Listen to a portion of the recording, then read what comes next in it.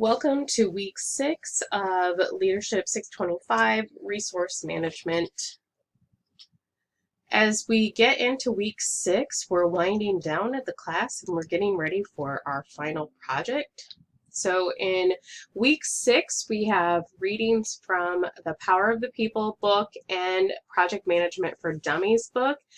The other readings that are listed here are readings on websites, like blog readings. They're all very short readings. The KPI planning guide is a PDF, and that includes some worksheets to help you think through and work on your key performance indicators that you're going to use in your balanced scorecard. So this week, your main assignment is creating that budget, KPIs, and balanced scorecard project.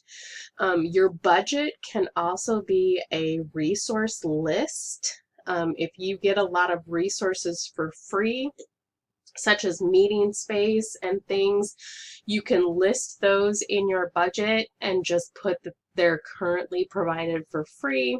And this is why you don't need to think about having money aside for them. You do need to think about the fact that that's still a resource that is a necessary component for you, though, because that's part of risk management. So what would happen if all of a sudden those meeting spaces weren't free? Would you need to find a new meeting space, or would you need to find money to pay for the meeting spaces, or could you continue doing your work without having a meeting space? So different things that you need to think about as part of that budget or resource list. As we get into the various readings, so the first chapter that we're looking at in the Power of People is talking about overcoming resistance. And this is resistance to using data in project analysis, or using collecting data and using data. And there are a lot of different ways that people are resistant to data or to collecting data. And the book talks through some ways about how we can convince our stakeholders, if these are their arguments, about how we can kind of walk them through why data is a good thing for us. One is a resistance to data. For any reason, you don't trust the data, you don't believe data, you think no matter what, the data will be skewed. You don't have time to collect data. There's a lot of reasons that people have resistance to data analysis. And some of the other ones are, that won't work here. So that's just because it worked somewhere else, and you might have research that shows that it's been an effective change project, you're going to still get resistance of, well, that might would have worked there, but it's not going to work here. We're resistant to change, or we don't do things like that here, or you're never going to get buy-in for that. All of those various things for people who are against change. It's too expensive, especially if you're with a nonprofit, or you're trying to do things inexpensively, or you just have budget woes, because a lot of companies have budget woes right now. So this idea that doing data analysis, collecting the data, is going to be too expensive. And some of that ties into the one at the bottom, the time consuming. So it's going to take a lot of time, and time costs money. We don't trust the data or the analysis of the data. Maybe we think the data is going to be skewed, or you're only going to get 20 survey responses, and that's not enough to make decisions with. Or people don't believe whoever is doing the analysis is skilled in that type of analysis, which then gets into the, it's too difficult, or we don't have the right skill set. There aren't people here who are able to analyze the data that we have, or such, this is a new thing for our organization, people haven't been trained yet. This is when we can talk about where last week we were looking at how do we decide if we want to partner with people. So just because we don't have the personal skills on our team doesn't mean that there isn't someone in our organization that could have the skills. The second chapter in the Power of People is talking about how we're going to communicate to people and communicating with storytelling. So not just telling them about our project, telling them our results, how we report the data out, but how we do it in such a way that people are interested in it. And so the three guiding principles with educate, enlighten, and convince. The main thing that we get down here is stick to the highlights. Stick to very high level information. Don't get down into the weeds as I talk about it. Don't try to give them way too much information. Think about an elevator speech. So if you haven't heard the term elevator speech before, this is what can I tell you in 3 minutes or less, or the time it would take for an elevator ride. The general rule is to think about what can I tell you in under 15 minutes that really gets to the highlights of what I'm trying to convey. So enlighten and educate and convince without using too much information that causes confusion and overwhelming. And then the second part of the chapter talks about using effective visualizations. They reference Storytelling with Data by Cole Knaflic and The Visual Display of Quantitative Information by Edward Tutt. They don't mention Show Me the Numbers by Stephen Few, but that is my personal favorite text for data visualization. Actually, I love all of Stephen Few's text. I do have Edward Tutt and the Cole Knaflic books, but Stephen Few is still my favorite for data visualization. So this gets into how do we choose which visualizations are the most impactful for telling our story. We can get really deep into this kind of stuff, such as color theory, color choice, what visualizations display information better than others, which ones should be avoided for certain types of information.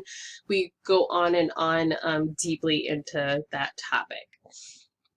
Then in the Project Management for Dummies book, we have two chapters in that book. So the first chapter is about monitoring and controlling our project. So how do we track progress? How do we check on progress, make sure our project is moving along? How do we talk to people who are working on our project without it seeming like we're micromanaging them or that we don't trust them to get their things done in time? If we're not progressing, looking at why we're not progressing, and do we need to make edits to the plan, or do we need to change our timeline? Are there tweaks that we can make? All of this, of course, brings into our risk management. That's part of monitoring and controlling. Are we seeing any of the risks that we identified? Are we seeing new risks that we didn't identify at the beginning of the project? And then ongoing communication with our team, ongoing communication with different stakeholders, maybe our boss or whoever we're reporting to. And then what tools are we going to use for this? How are we going to keep track of our progress, our information, and our data? Where are we going to track all of that information so people have access to it? What kind of tools are we going to use? Are we even going to keep track of that progress? Maybe just our project manager is going to keep that information and the team doesn't need to have regular access to it. So then that gets into the second chapter in our Project Management for Dummies book, which is about how do we keep everyone informed. So we can use tools to do that by having a dashboard, a project dashboard, or having regular emails, regular reports, regular meetings. And then how people will find the information. Do we regularly send information out? Do weekly updates? Do monthly updates? Do we have meetings where we talk through everything? Do we put a report up and then tell people where the report is and they can access it if they want to? And how we work with our group, which includes active listening, listening to our stakeholders and knowing how they want to be communicated with. And then sometimes there are times in our project where different communication styles are better than others. There are times where a written report is a far better choice than an email or a face-to-face communication.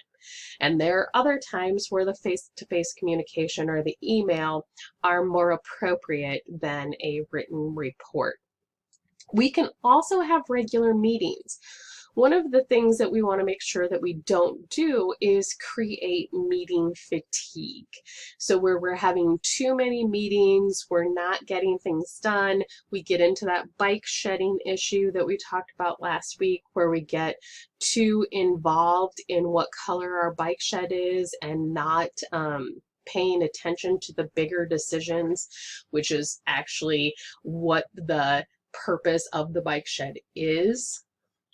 So they talk about different meeting groups and meeting in subgroups and meeting in different things, and while I agree that regular meetings are important for that progress, monitoring, and controlling piece, it's also very important that we don't shift into meeting fatigue with that. And then at the very end is resource planning or resource management. So there is an online reading for this. These two next two slides are taken from the online reading. And I know I'm over 10 minutes, but I'm almost at the last slide. So I'm just going to keep on going and try to keep it under 15. So resource planning, as I've said, this is looking at the availability of our resources at any given point of time.